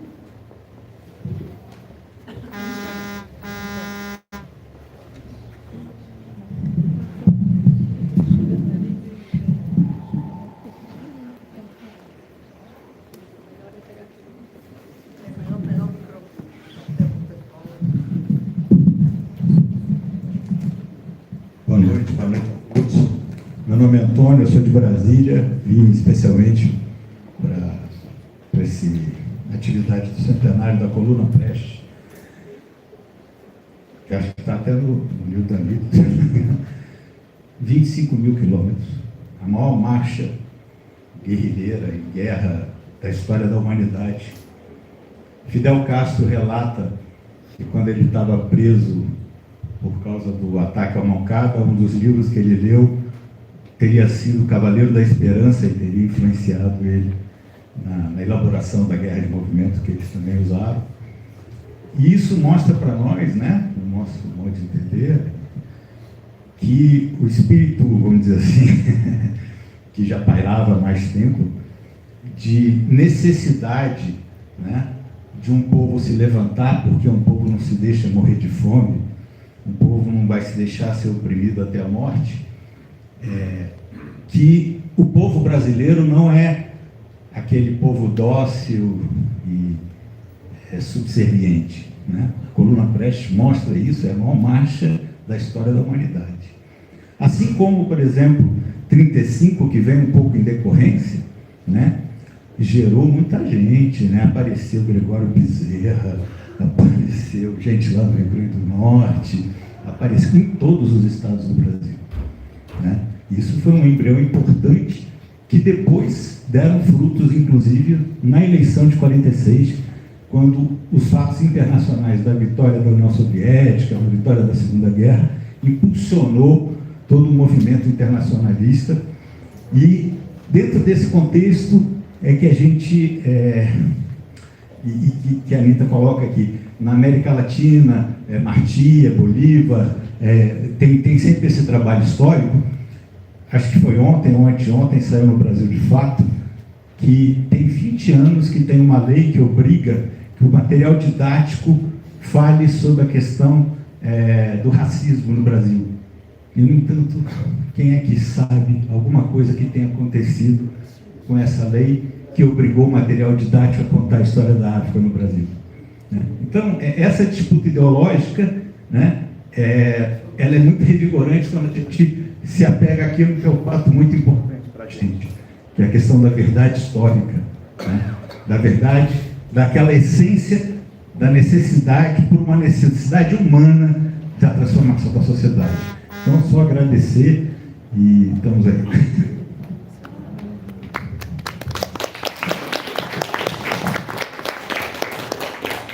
Muito obrigado, Antônio. Agora é você.